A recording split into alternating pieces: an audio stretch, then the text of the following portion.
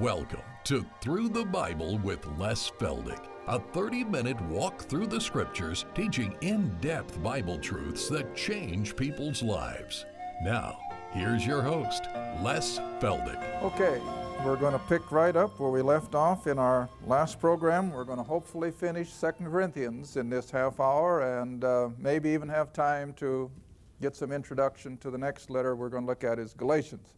But you can be turning back again to 2 Corinthians chapter 12, and we'll finish that chapter first. Again, for all of those of you joining us on television, how we thank you for your letters, your prayers, your financial support.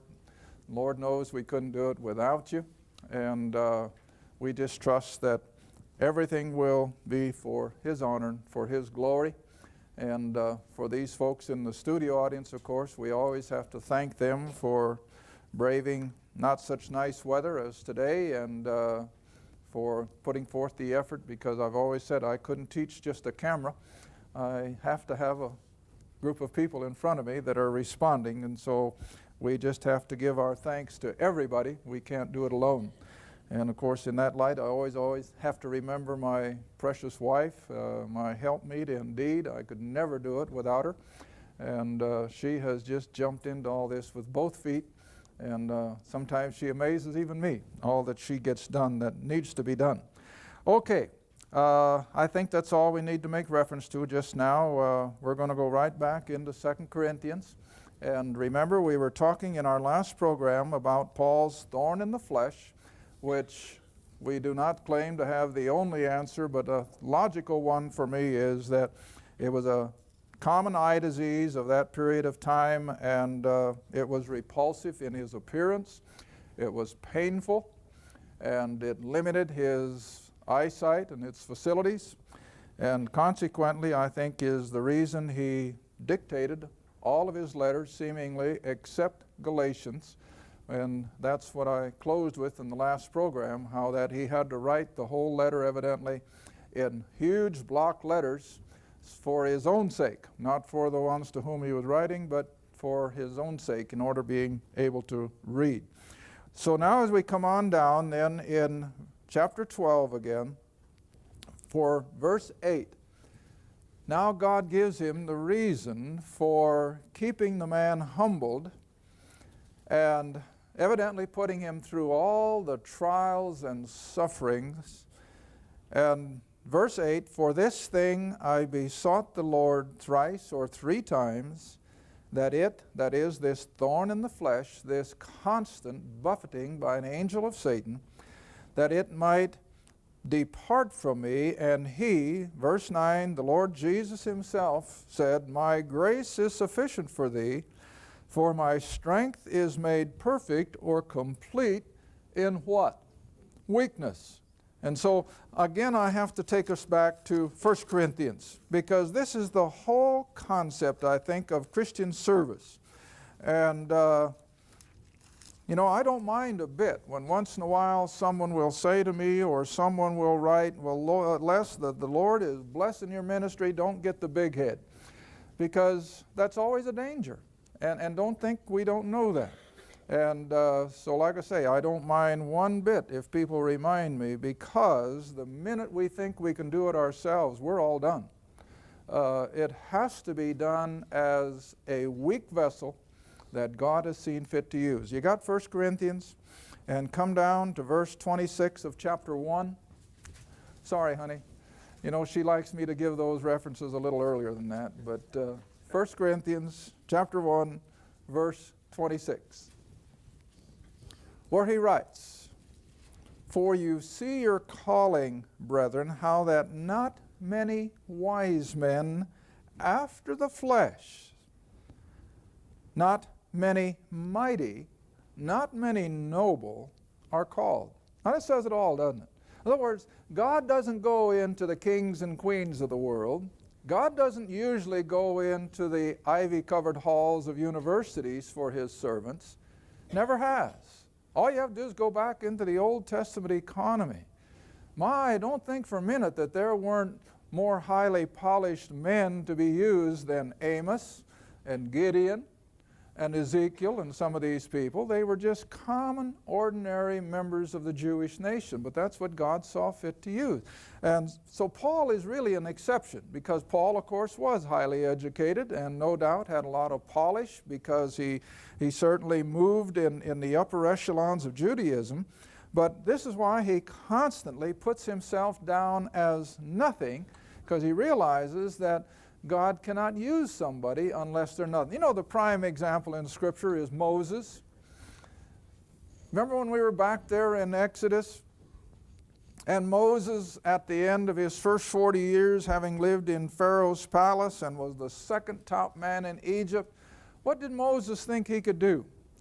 Well, he thought he could take the children of Israel out of slavery because of his own power and pomp and circumstance and wisdom and leadership. And so he went out to the children of Israel, and as the book of Acts says, for he supposed that they would have understood that he was going to deliver them. But you see, he was leaving God out of the picture, and he was using his own position. And what did God have to do with Moses? Took him out on the backside of the desert, and above all the things that the man could have done to make a living, what does God put him in? A sheep herd. Which in the eyes of an Egyptian, remember when we were back there in Genesis? In the eyes of an Egyptian, a sheep herder was a what? An abomination. That's what Moses had to become. For 40 years, living with those smelly sheep, with almost no contact with any number of humans, and he had become a nothing. And when God finally approached him there at the burning bush, what was Moses' first excuse? Hey, I can't talk. Well, why not? For 40 years of practically being silent, he'd almost forgotten how. But see, that's where God had to take even Moses before he could use him. Now, the same way the Apostle Paul, like I said, highly educated, was under the feet of Gamaliel, the chief rabbi of that day, and of a wealthy Jewish family. But what did he have to do? Had to take him down to a nobody. Now look as he reads on in 1 Corinthians chapter 1, verse 27. Instead of choosing noblemen, instead of choosing the highly educated, God hath chosen the foolish things of the world to confound what people? The wise. And God has chosen the weak things of the world, the things that we would normally say don't count. He has taken the weak things of the world to confound things which are mighty, the base things of the world and things which are despised. That's what God has chosen. Yea, and things which are not, to bring to nothing things that are. Now, I'm the first to admit that I'm a nothing. I remember a long time ago a lady called, and she had just heard our program the first time. And this humbles you. Don't think for a minute it doesn't. She said, who in the world are you anyway? Well, I'm a nobody. And I still claim that. I'm just a nobody. But that's why I feel God has seen fit to use us, is because he does not use that which the world thinks is proper and has been rightly fitted for service. All right, now then, verse 29. Here we come back to the same concept of why he was given the thorn in the flesh. Verse 29, that no flesh should what? Glory or boast or brag or get puffed up in his presence. God won't have it. And so he says, verse 30, but of him are you in Christ Jesus, who of God is made unto us wisdom and righteousness and sanctification and redemption. Those are all things that God accomplished, and no man can take credit for it. All right, now then if you'll come back to 2 Corinthians chapter 12. So rather in his weaknesses, under the effect of this thorn in the flesh, whatever it was, under the effect of this constant being misused, beatings, shipwreck, imprisoned, cold, miserable, hot, thirsty, you name it.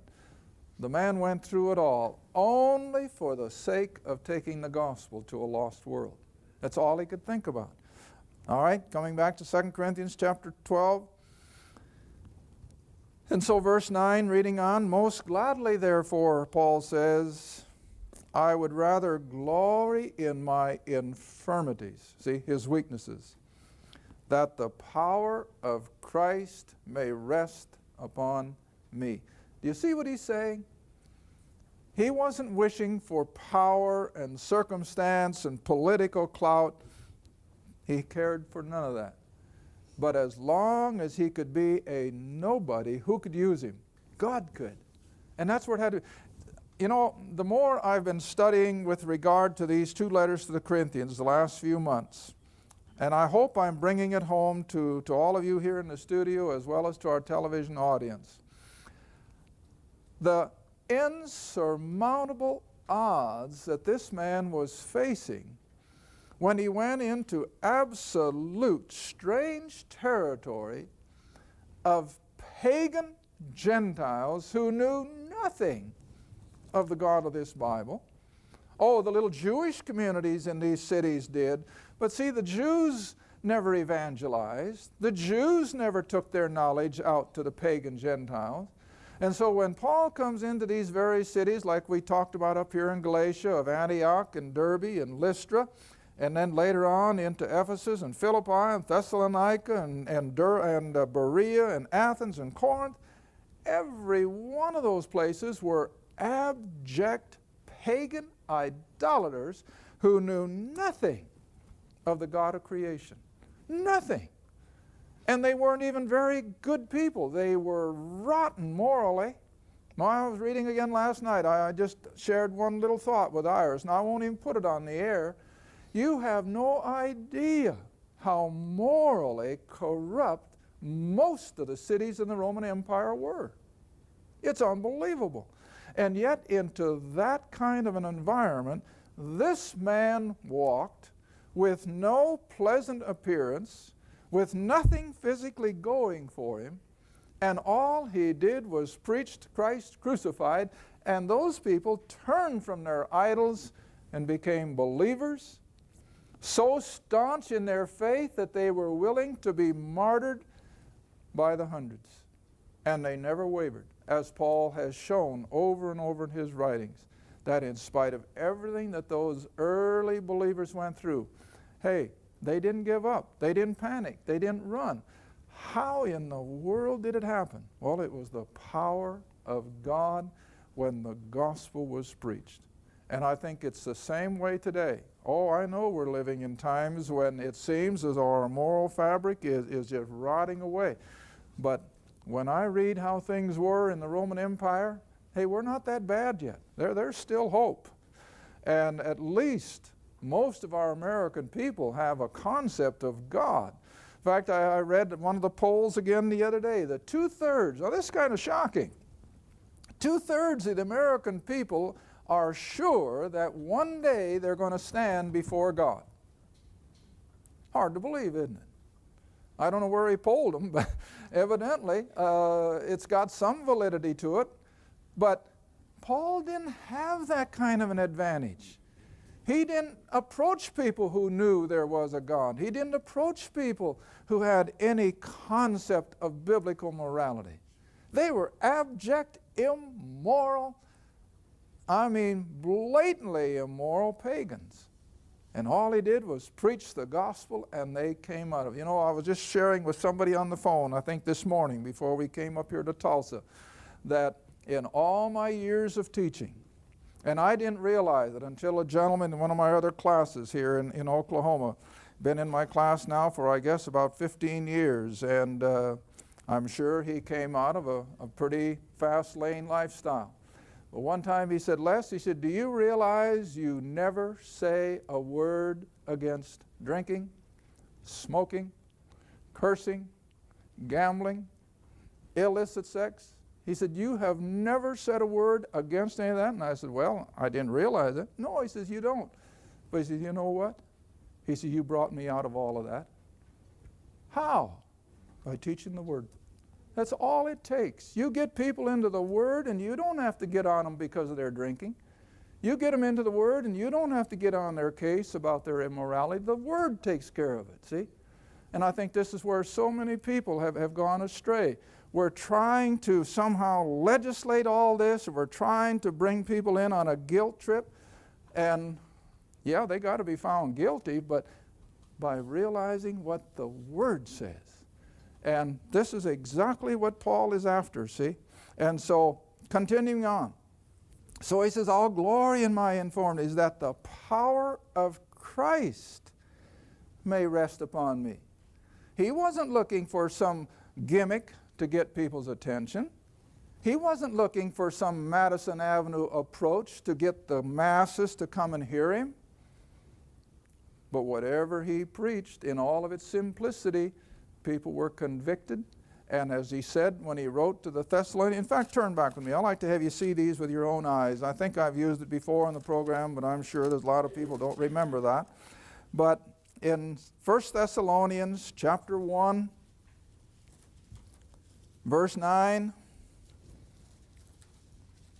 and this is what he experienced everywhere he went.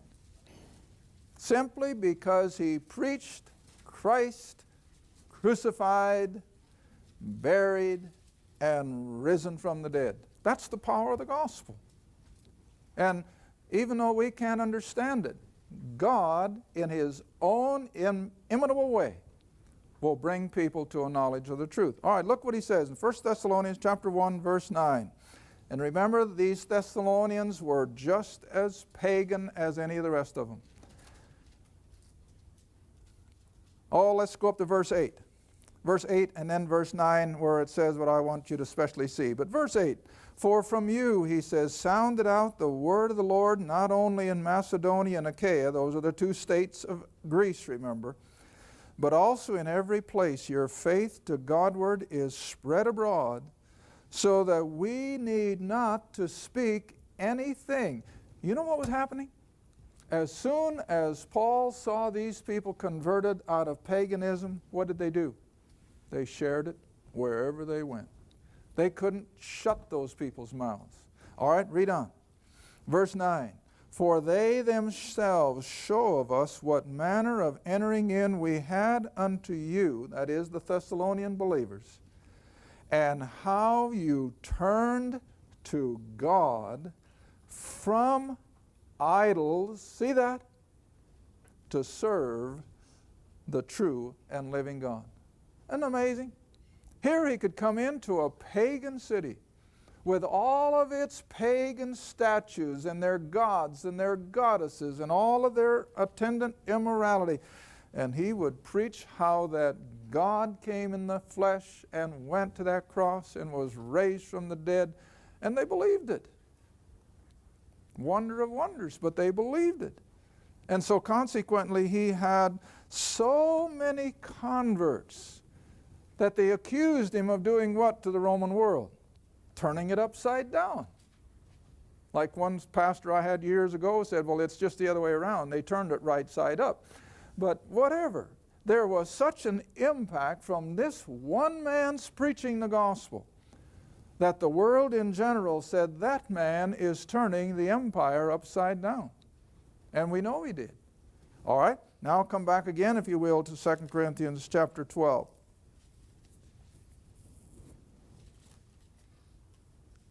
Verse 12, we looked at it in our program a couple times ago.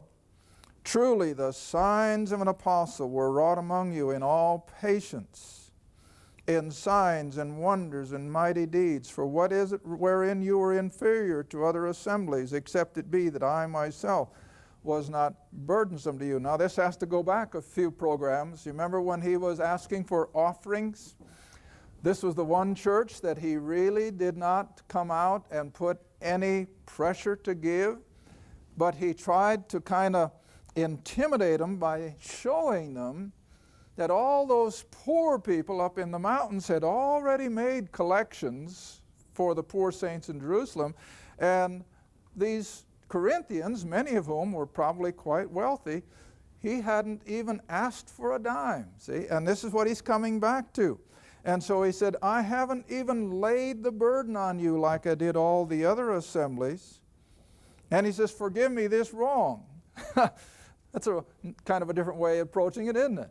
He said, it was really my fault. I should have made you aware that you should give of your material wealth. Now verse 14, behold, the third time he says, I am ready to come to you, and I will not be burdensome you, for I seek not yours. He's still coming back. He says, I'm not asking for your money. I don't want your wealth, but you. In other words, what did he want? He wanted believers sold out to Christ. Now, I dare say that every one of us, myself included, could put ourselves, if I'm not mistaken, it was Dwight L. Moody, who had such a tremendous ministry, as you all know. And if I'm not mistaken, early in his ministry, he had heard of another great man of God who, at the beginning of his ministry, had said that he wished he could be a man totally sold out to God. But on his deathbed, he had to admit, he said, I didn't attain. And Moody had heard that, and he was rehearsing with someone as he began in his ministry, and he said, I want to be that man that can be sold out to God. But at the end of his ministry and upon his demise, what did even Dwight L. Moody have to admit? Neither have I. And you see, it is almost totally impossible, it seems, for a man to be totally, completely sold out to God. But you see, this is what God is looking for. Now, he won't demand it. He won't force us. But oh, how God is looking for men and women and boys and girls who can literally be sold out to God. I think Paul probably did. You want to remember that he left all of his material wealth behind him, counted it but dung, in order to take the gospel. And as I've been reading another biography of the man, I like it because he agreed with me. You know, I've said all the while I've been teaching that I was sure that Paul had a wife and family because he was a member of the Sanhedrin. And in order to be a member of the Sanhedrin, you had to have family. You had to know how to deal with family problems. And so as a result of this tremendous being sold out to Christ, he probably lost his wife. She probably turned against him, because he'd been a high man in the Judaistic religion, remember, and probably even a son. There's a slight hint that there might have been such a thing. But whatever, he turned his back on everything in order to take the gospel to these pagan, ungodly, immoral Gentiles. All right, coming on down again to verse 15. And I will very gladly spend and be spent for you, though the more abundantly I love you, the less I'm loved. Sound familiar? Oh, doesn't it ever? Oh, does it ever? The more he loved those Corinthians, the more they turned against him and said, well, we're not going to listen to that man. We're going to listen to Peter. After all, Peter was with Christ. Paul never was. Now, I showed this verse several months ago, and I had a couple calls on it from people who said they never knew this verse was in their Bible. And it might be appropriate to look at it again. Come back to Timothy. 2 Timothy chapter 1. And you know, this must have been a heartache for the man. After all the sufferings, all the beatings, and all the imprisonments, the shipwrecks, to simply take the gospel to people who had never heard, saw them established in it, saw churches established, not large ones. Now, you know, too often today we think of churches of several hundred or several thousand people with great, big, beautiful buildings. That was not the church of the scriptural days. They were just small assemblies, meeting in homes. All right, but look what he says in 2 Timothy chapter 1, dropping down to verse 15. What a stab in the heart.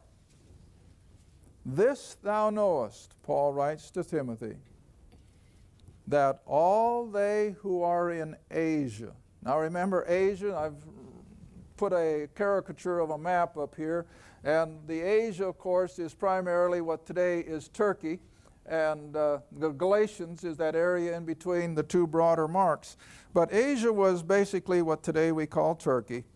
And he says, this thou knowest, that all they who are in Asia be turned away from me.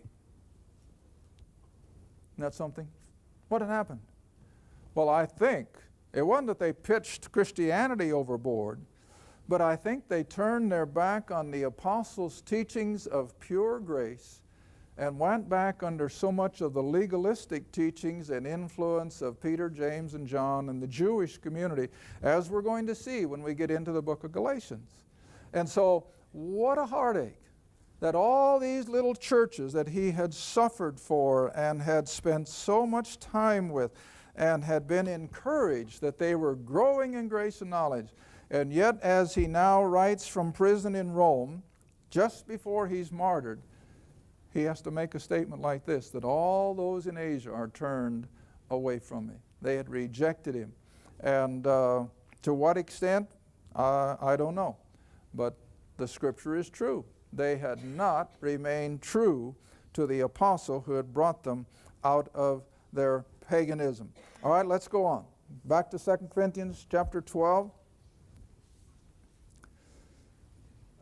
Verse 16, now then, but be it so, even though the more I love you, the less you love me, he says, but be it so, I did not burden you. Nevertheless, being crafty, I caught you with guile. In other words, Paul says, I did use some strategy, and I caught you in places where you were failing me.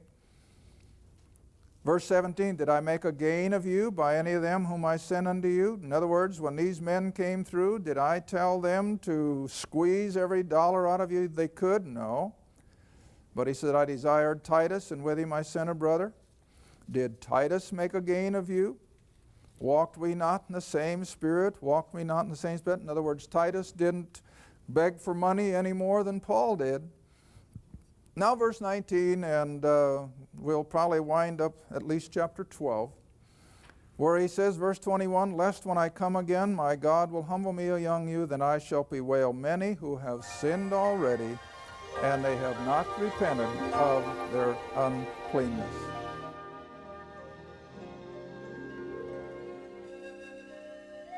We want to invite you to visit lesfeldick.com, where you'll find all our programs available on audio, video, and in book form.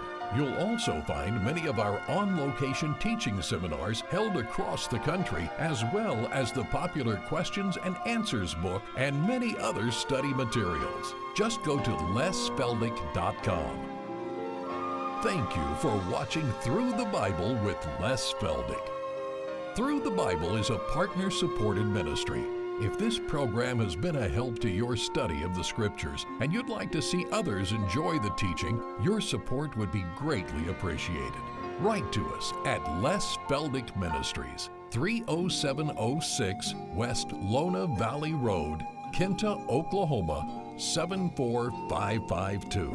Or call 1-800-369-7856. Be sure to tune in next time to Through the Bible with Les Feldick.